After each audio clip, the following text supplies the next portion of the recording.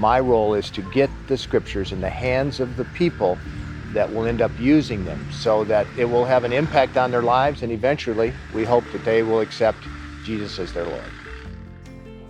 It's important to know that the impact of the scripture alone, once it is there, that oftentimes they need people like Paul in the New Testament, like Barnabas, Timothy, and so many others, to first of all, in some cases, just simply show them how to read it.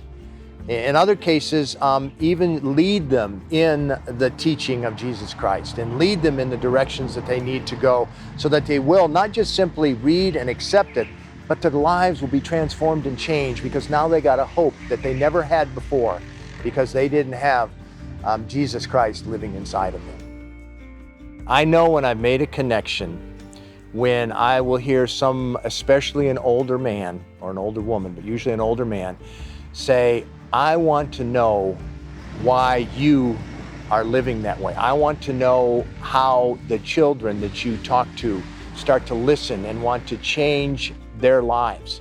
Tell me about that.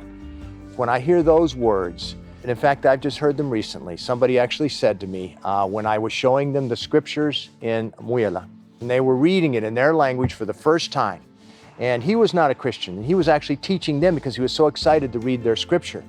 And then after it was over, he said, David, can you give me this book? And I said, yes, as long as you promise to read it.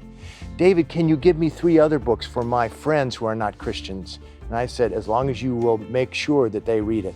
And then he said, can you come back and teach us more? That's when I know.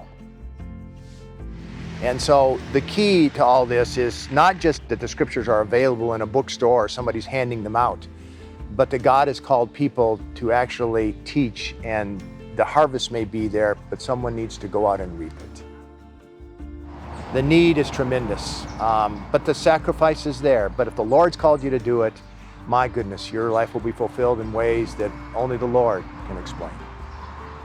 If you are thinking about this kind of work for the Lord, there's a couple of things that I would recommend. One is prayer. Start with prayer. Make sure that God has called you to this kind of passion. Second is listen to other people around you. Talk to those people that you trust and that you love and that are good, strong Christian mentors to you, and talk to them and ask them what they think. Ask them to pray for you. Then you begin the training, and I do believe it's important to have training.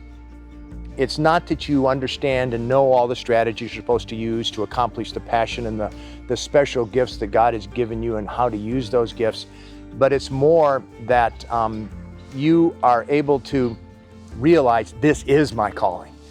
This is what God has called me to do from the time I was in my mother's womb. Then you just simply start walking because God will be there.